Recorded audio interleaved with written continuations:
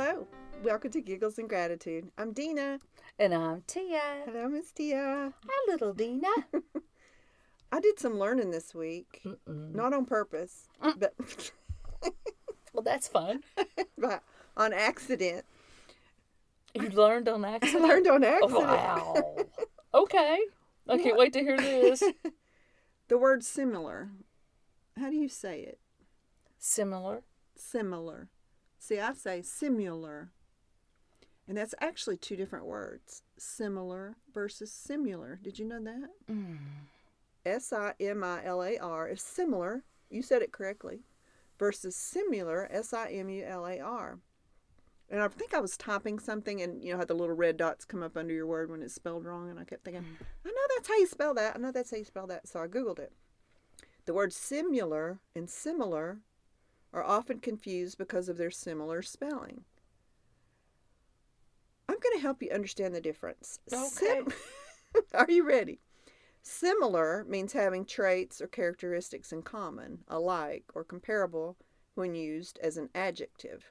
Simular means like counterfeit money. It's similar to real money, not similar. It's similar if it's false, it's a false truth, as in counterfeit. Simular with the U is an outdated word meaning one who simulates or counterfeits. It's a mispronunciation, actually, of the word similar. Now, when you like you say a word that you think it is, or like a phrase, like you thought the opening of our Yikes was gravy train, when it was crazy train. Oh, because it's similar. Is it similar or Oh, wait just a similar? second. Because I'm going to pronounce them both the same, so I know you're not going to talk to me about English. Well, you said it right, though. You said similar. But I say simular, so I'm wrong. And I would have spelled it with the U. But simular has become a word because people misheard similar. And like I said, you thought gravy train. You thought it was gravy train when it's crazy train. right. Gravy train is actually an expression, and crazy train is an expression. So that's similar, not Similar. or is it similar? Well, Wow. And then here we are. Am I learning you or am I confusing you? Are you learning me? Is that what you just asked me? Am I learning you? I never understood in school when people got Are you learn and teach mixed up. But I know that was a thing in our grammar book, the difference between learn and teach. I thought, huh? But anyway, did you know that when somebody mishears a word and they say it their whole life and then it actually becomes something that's repeated and becomes a word, that's called an eggcorn, E-G-G-C-O-R-N. So when I saw it's an eggcorn for the word similar, I thought, what is an eggcorn? So I went down in this rabbit hole of Googling, what does this mean? What is this? In that case, it would be like not a rabbit hole, like a corn hole, because it was an eggcorn. So I went into this corn hole and I looked up eggcorn. Oh. And okay, similar means having a resemblance or likeness to something. And that's with an I. Oftentimes, similar is misheard. So it's pronounced similar, even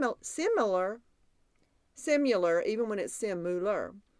Okay, an eggcorn is an alternation of a phrase through the mishearing or reinterpretation of one or more of its elements, creating a new phrase, having a different meaning from the original, but it still makes sense and is plausible when used in the same context. You got it? Just kill me, Bill. I don't know. I have no clue why we're talking about similar. And I haven't. It was just a shock to my system this week. Apparently. It turns out the Is word... that a gratitude or a giggle? Because for me, it's going to have to be a giggle. I guess it's a giggle. I mean, I'm grateful to have learned something. Okay. To make myself smarter, but it's making me giggle. But it turns out the word eggcorn, Tia, is actually an eggcorn itself. Why do they call it eggcorn, you ask? I didn't. In 2003, linguist Mark Lieberman posted an article in which he talked about a woman who used the word eggcorn instead of acorn. Oh, wow. So Jeffrey Pullman, a fellow linguist, then decided to coin the term eghorn as a catch-all for this kind of mistake. So all this woman's whole life, she was saying eggcorn instead of acorn.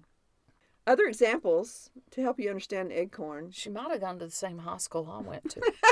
Just saying. Don't say the name of it. I'm not. Here's one, a scapegoat instead of scapegoat. Yep. You don't say a scapegoat. No, I say scapegoat. Okay. Cold slaw instead of cold. No, I say cold Okay. slaw. Oh, I know wow. we're probably shocking some people that are listening. They're like, wait a minute, it's cold. No, they're going, it's slaw. what the what? Is this a what the what episode? Instead of giggles and gratitude.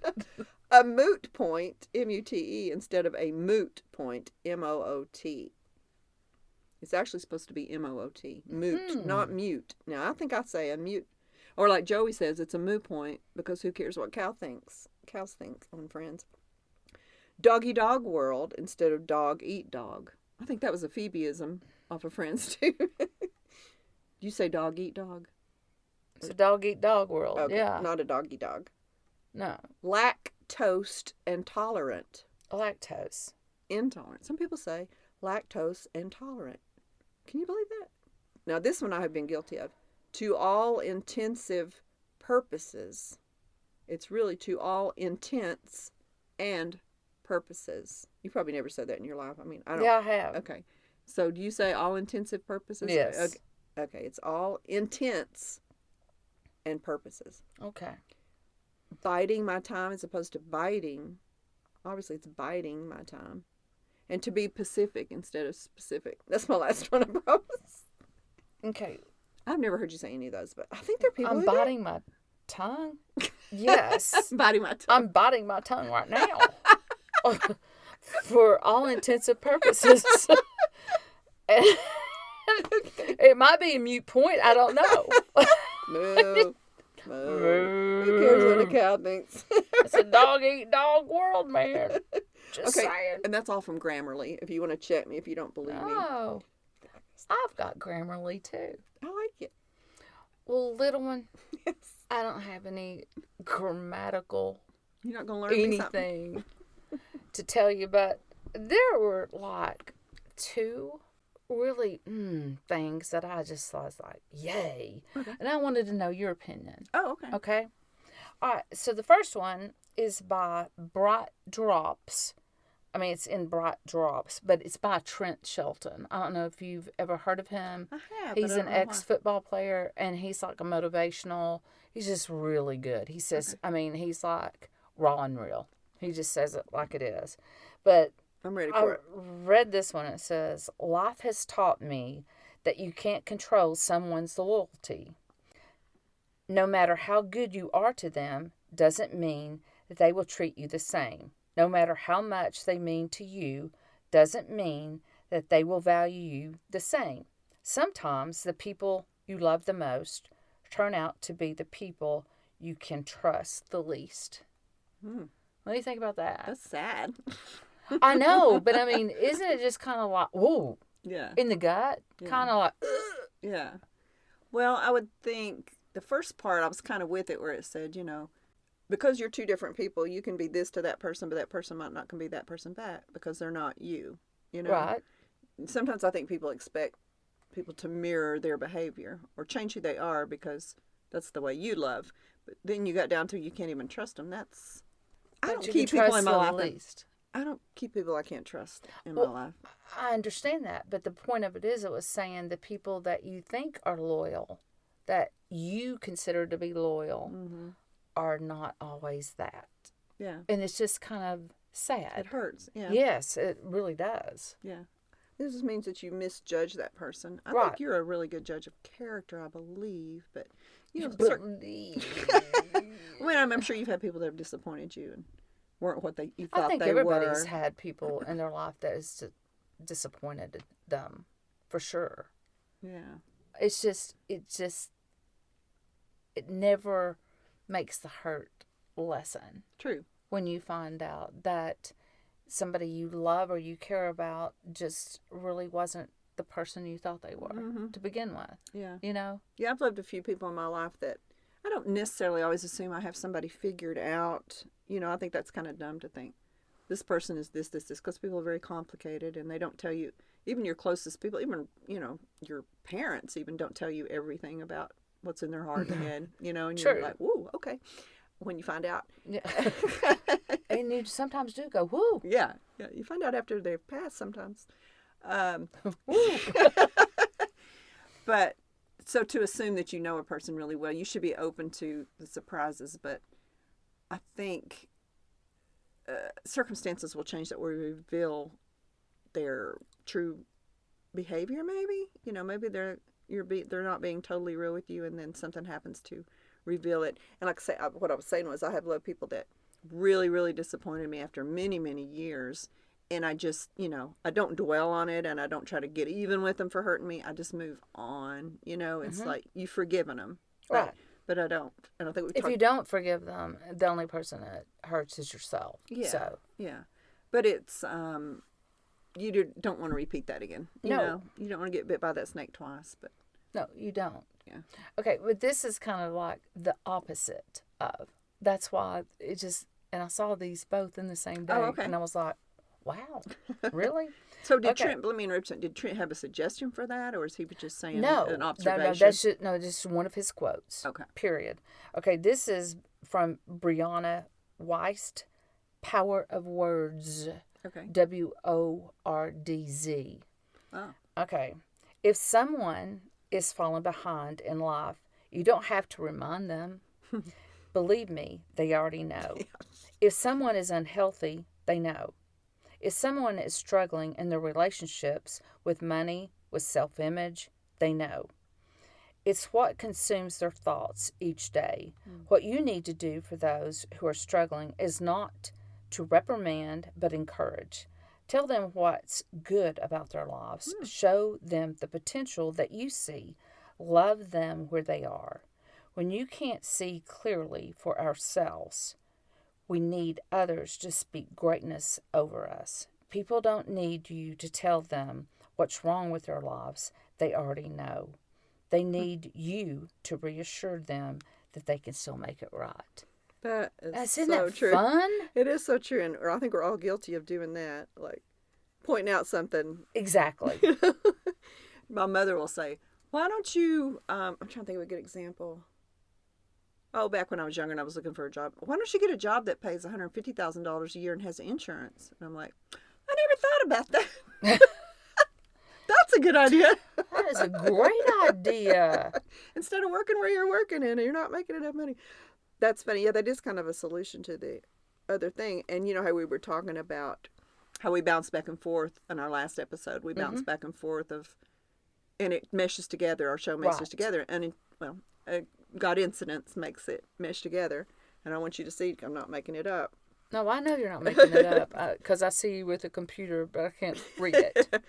You know, Ian Simkins, like you love Dr. Jeremiah and Max Lucado. I love Ian Simkins. He's on Instagram. He says, instead of telling people not to worry, be a non-anxious presence for them. If they want to be calm, they come to you without you saying, calm down. Stop being so anxious. Instead of telling people not to fear, show them that you're their safe place. Instead of telling people to get over it, be someone who journeys with them through it. And that's kind of what you were saying, because they already know they're anxious. You know, something we were talking, I guess it was maybe our last episode, I was saying, we were talking about leaving a note in the wall, and I said, yeah, Tia, did you overthink things? And you're like, yeah, Dena, like I don't already know that. You know, what good did that do? Oh, no, but I do that. I mean, I know. And you're right. You're exactly right. I just insulted you. No, it really... I mean, Tell me something I don't know. I think everybody knows their faults. Yeah. And the things that they're good at, the things that they're not so good at. But I just don't think it needs to be a constant for other people to tell you your faults. Yeah. What good does that do? None. Yeah. Zero. Zilch. Nada. Yeah. Now, you should tell somebody if they have something in their teeth or something, or their lipstick smeared or something under their eye. That's when you tell them something's wrong, because they don't know that. Cilantro, anything. Yeah. You know, green spinach. It doesn't matter. I mean, yeah, Tell exactly. them something they don't. You know, that's like the I guess Pee Wee Herman said, "Tell me something I don't know," or something like that. And that's... I know, but I'm real quick to point out, because you think I go overboard, and I don't think I do, but I will tell somebody, you are really very nice looking. Yeah. And you have a wonderful body. Or what, I mean, I don't care, because I don't feel at all like somebody thinks I'm hitting on them. I just think that they need to be told. Yeah. And if there's something striking, I don't care if it's I'm a UPS guy or somebody, a cashier at the grocery store. I don't care. I'll just say it. Yeah. Why not? I mean, why not make somebody Yeah, smile? makes a Because you difference. never know what they're like going through. Yeah. You know, some of our closest friends will say, "Oh, your pants are getting tighter," or "You put on a little," and they'll pat your butt or your stomach, and you think, that's one of those cases where you think you're the first one to notice. You think I didn't notice that today when I was trying to zip putting on my pants? Really? Exactly. And I was going, oh. So that spoke to me what I just read, because I know I do you that way. I know I'm like, "Tia, calm down. Don't be so anxious. Don't worry, it's going to be fine." Which I'm really trying to help. I'm trying to be that calming presence, but we've said it before several times. Telling people to calm down never works to calm them down. I could be your calming place. You know, I try to. I think we were talking about something the other day, and I said, "Okay, here's advice from your calm, emotionless friend. Here's what you should do." You're not emotionless. Yeah, but don't point out the thing that the person... You're right. The person, like he said, the person already knows what you're pointing out. They're the first to know, because people think about themselves a lot. You know, right? You know, you're your own worst critic. So just put your hand over your mouth if you need to say, "Do you realize you do that a lot?" That was fun, Dena. It did work together, didn't it? Yes, thank you. That was really, really yummy right there. Okay, all right. How about this one? Okay. Uh-oh. This one I heard on Women of Faith, this podcast. Yeah. Okay. This one is just like, maybe sit there and go, wait a minute. I guess I rewinded it like 3 times just to hear it back, because I was like, wait a minute, have I got this right? And it says, you can never be truly happy until you've had many reasons to be truly sad. Yeah, I agree with that. Okay. All right. So, that to me is a hard one. Is because it's like, God is love, correct? But what did Jesus do when he knew that Lazarus was dying? He waited, right? Until he was gone. Mm-hmm. Okay. Why didn't he save him before? Yeah, exactly. Yeah. Well, because it was for a greater purpose. Mm-hmm. It was to have people to believe in. Yeah. Because there's nothing in the Bible that, I mean, everybody can say, you know, you can dispute that, you know, it was thousands of years, whatever. Mm-hmm. It can't, because there's been people that have tried. But every single thing in the Old Testament leads right up to the New Testament, and there's no way that, like, the disciples could have written the same thing about the same, but just their words. But Jesus let Lazarus die. That's why he went. He wept in front. He was human. He wept and went to them, and he was hurting. But then he knew the whole time he was going to bring Lazarus back. Mm-hmm. But sometimes we have to go through trials and tribulations to find the good out of it. I know that's probably a bad example, but it is. I see what you're saying. Yeah. I mean, because you have to go through yuck sometimes to get to the good. Because Jesus never wanted anybody to hurt, but he knew the good that was going to come out of it. Mm-hmm. So, I don't know. That just kind of, topsy-turved me a little bit. Well, you think about people who say, why do bad things have to happen? Why does God let bad things happen? He knows the plan. He knows the end game. And we're just thinking about the moment.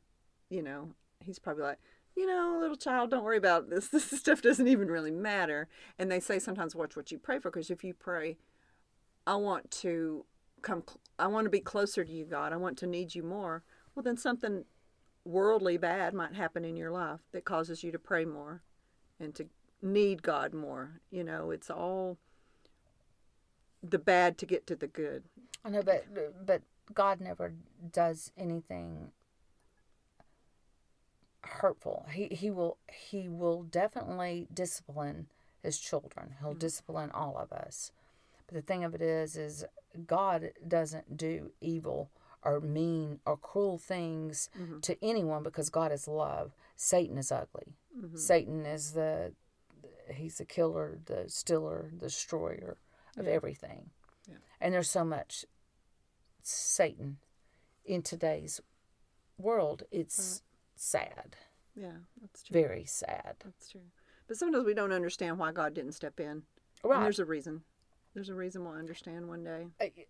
You'll either get it in this lifetime or your next. Yeah. For sure. Yeah. You'll know the reason. And you always get an answer, but it might not be the one you want when right. you pray. It's like, why didn't you answer me? Oh, I did answer. The answer is no right now. Well, no, it's yes or not now or wait.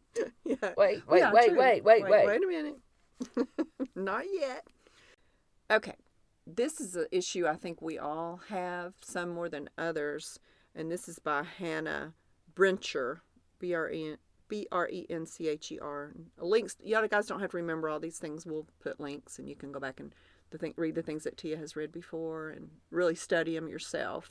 And don't feel overwhelmed, because just links in the show notes underneath where you're listening right now. So Hannah Brencher on Instagram says, for the one who struggles to stay in the present moment. For a long time, I was obsessed with a place called There. In my mind, it was the ultimate destination, a place where I would eventually reach. Yet, if pressed, I could never really pinpoint it on a map. There was the new relationship. There was the next impressive thing for Instagram that I posted. There was for a marriage. There was for the body that was leaner and stronger than my last year's body. There was a place I always intended to get to, but I never really came close. It's always in the distance. You never fully arrive there. You just pick another benchmark to strive for, and it leaves you hungry and wanting every time. Social media can often lure us away from what is right in front of us. There's a nagging feeling that someone else might be doing it better than us. The allure to multitask is tempting, and we are constantly fed propaganda that we can do it all. When doing it all often looks like spreading ourselves too thin in all directions. But here is what I know to be true. We should never stop stepping up to this challenge and doing our best to figure out how to be here in a world that is hurried to get somewhere better. The somewhere better is just a false destination on the map we use to distract ourselves from the right here and the right now. The wildly imperfect yet deeply important right here, right now. I know how tempting it is to want to live in the mindset that future you is going to be so much better than current you when she finally shows up at the door. But I hope you can see and savor the gold in this present moment, in the little pieces of your life that call you to pay attention, to lean in, to sit up straighter, to embrace awe. Your life is covered in glinting golden bits of awe, even though you just don't see it. You bring something to the table just as you are. Your presence at this moment matters. Even if you don't fit into your gold jeans, your life is not on pause, and the nagging feeling that you're missing out might just keep showing up until you fully step into what is in front of you right now, no matter what that looks like. And I know some people say, well, no, this isn't, the right now doesn't matter, and the goal is heaven. And that's true too, but while you're here on earth, there's a reason why you're still here. And you're trying to reach that. If only I had this, then I'll be happy. And if only I look like this, or and you're just not even appreciating the moment that you're in. Living, that's like you were saying in another episode, get on the swing, have fun, enjoy this present moment as you are in all your imperfections. And that's hard to do, I think. Oh, I think so too. I mean, that is beautiful. I mean, that is beautiful. Yeah, and she's a woman of God, so I know she's not like saying this is the most important part of your life. That's not what she's saying. Right. But go ahead and say what you're saying. I'm sorry. Well, no, I mean, I just think that is just beautifully written because, where is there? Yeah. I mean, because all of us have probably said it once in our lifetime. Well, when I get there, or when I get this, or da da da da, yeah. And you get there, and then what do? You want to go, well, I've accomplished this, so I want to. Next step, I want to do, and it's a never ending battle with yourself if you continue to just not just be like, yeah. Be happy, be just happy where you are. That's hard for some people that are like, I guess, motivated by materialistic things. Yeah. I mean, let's not kid anybody, because when I was younger, I wanted, the nicest car, the nicest house, the nicest clothes. Mm-hmm. And then it's like when you get a little bit older and more mature, you realize that stuff, you can't take it with you. Mm-hmm. And what does it mean? Yeah. It means nada. Mm-hmm. If you're not happy in the silent being, nothing's going to make you happy. Now, once you've got that where you're happy just as you are, fine, have a goal, get something fun, go on that, say for that vacation, whatever, but you're still going to feel unsatisfied. And, we say things like this, people are like, well, of course, that's like something you'd see on a poster, and I bet y'all don't live that way. And we're not saying we're perfect and we follow these things. They speak to us because they're sometimes our failures and our weaknesses. Oh, a lot of mine are my failures and my weaknesses. Yeah. Otherwise, we wouldn't speak to you. Absolutely. So we're far from, we don't have it figured out. We're just trying to work it out together and share it. But we're trying. Yeah. I mean, that's the whole point. It's just you try. And you just try a little bit harder every single day. Right. And what was the phrase? I don't remember. I guess I did say it. It kind of calls back to this, that it says, if busyness is your drug, then rest will feel like stress. Wow. And that's also Ian Simkins. So if busyness is what keeps you from facing your demons, or you're addicted to it, then rest will feel like stress. Wow. Which is so, that's yummy right there. Yeah, that's from Ian Simkins too. I'm always quoting him. It just always speaks to me. But if busyness is your drug, rest will feel like stress. You could also say, if rest feels like stress, then busyness must be your drug of choice. So sometimes the most holy thing you can do is take a nap. It was something else I saw the other day. That really spoke to me. Sometimes the most holy thing you can do is take a big long nap. I would give anything to be able to nap. I would love to nap. I can't. Yeah. A lot of people can't, I think. I wish I didn't have to, but it's yummy. But I am like, I do feel that I'm relaxing more. It's just that I can't nap. Yeah. Well, some people, I think when you nap, you wake up, you feel groggy and you're worthless. If you can take a 20-minute cat nap or whatever, but that's just not easy for all people. And maybe your body just doesn't need it because you're like the Energizer Bunny. No. But I don't like to be just sitting. It makes me crazy a little bit. Yeah. So busyness must be your drug. Thank you. And again, I failed another test. Hello. Yay! And I've pointed out a problem with you. All right, well, let's leave on I think you're perfect here. Let's leave on something I thought was funny. And this might be offensive. And if you think it is, I will cut it out. Okay. But it made me giggle. So that's what this is about, giggles and gratitude. Okay. And we've done a lot of devotions and gratitude and all that. And we've got a TIATIME coming up. Don't forget about that. But this is, picture the Last Supper. And Jesus is looking over the bill because he's going to pay the bill for the Last Supper. Because, of course. So he looks at the receipt and he says, why would, and he closes his eye and rubs the bridge of his nose, why would anyone order wine?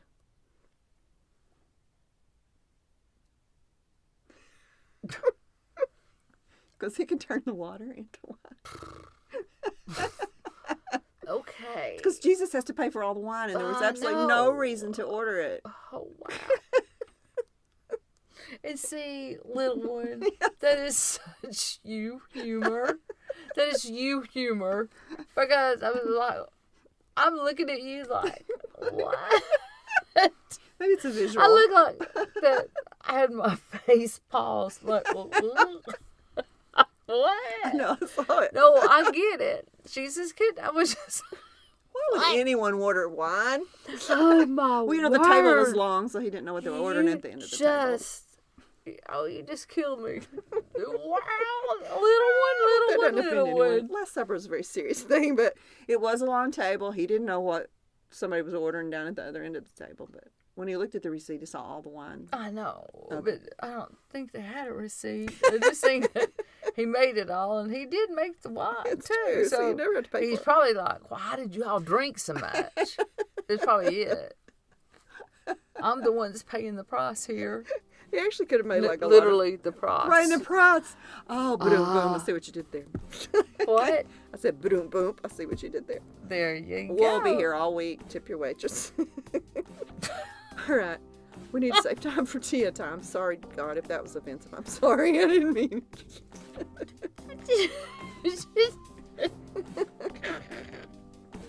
I don't know where. Maybe we'll cut it out. All right. Thank you guys for listening. Tia Time's next. We love you, love you, love you. I love you, Tia. Bye-bye. I love you, bye-bye. Why would anyone buy wine?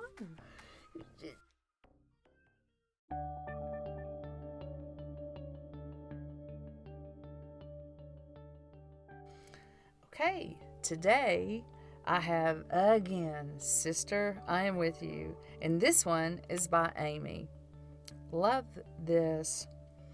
Here we go. You're holding on to too many bags. I see you over there, weighted down, bogged down, and barely able to move. And all I wanted to let you know is that I've been there too. Do you know what I figured out the problem was? I was simply holding on to too many bags. It's not a race. It's not a competition. It's not a sport. There's no trophy. There's no medal. There's no tape at the end with people waiting with signs and balloons to cheer you on because you did the most amount of things in 24 hours. You are holding on to too many bags, and obviously you're worn out by it and stressed out by it, and you're missing some of the very best parts of life because of it. It's really hard to dance when you're weighted down. It's really hard to fly when you're shackled to so much stuff. Some bags have to stay, and some you can't afford to drop, but some of them, well, they just need to go. Worrying why somebody doesn't like you, put that bag down. Holding on to that one thing, that one person that somebody did 6 months ago, drop it. Staying angry at someone or somebody because they honestly probably aren't even aware of it. Talk to them about it, forgive them, and then trash it. Saying yes to things you hate just because you're worried that you'll look bad if you say no, that's garbage. Comparing your life to what you assume someone else's is like, absolutely, without a doubt, place that bag on the ground and leave it there. Consuming yourself with wondering why that one group doesn't include you? Nope, not today, Satan. Wishing you could go back and change the past? Walk away. Worrying about the future? Run away, my friend. Run away fast. Worrying won't change one thing, but it'll take today from you, so just let it go. Hanging on to that one thing somebody said about you that one time, down, throw that bag down. Believing you're only worthwhile if you are everything to everyone, every second of every day. Back away from that bag. Playing keep up, convincing yourself you'll just never survive if you don't have the latest, greatest, or whatever it is that everyone else is buying. That bag doesn't belong in your arms. in too big of a hurry to pause and enjoy your kids, your spouse, your friends, your talents, the day-to-day, simple, mundane, but beautiful pieces of your life? That's the biggest bag of all, and you've got to let go. You just do. I don't know what you're carrying. I have not the slightest clue. It may be a season where your arms are fundamentally full time, and there's not one thing I can do about it except pray God gives you strength to make it through. I hope you'll open up to someone and let them shoulder some of the weight. I hope you'll give someone the blessing of being there for you in your time of need. But if you are anything like me, and I have a feeling you probably are, sometimes we just get anxious and stressed out, and we just start grabbing bags at random and clutching them till like crazy, when they are in fact the very thing that's robbing us of our life. You can't do it all. You can't be it all. You can't carry it all. Do what you can, be who you are, only carry what's important, and put the rest of the bags down. I hope this touched some people's lives, because it certainly touched mine, and I'm going to put some bags down. Have a blessed week.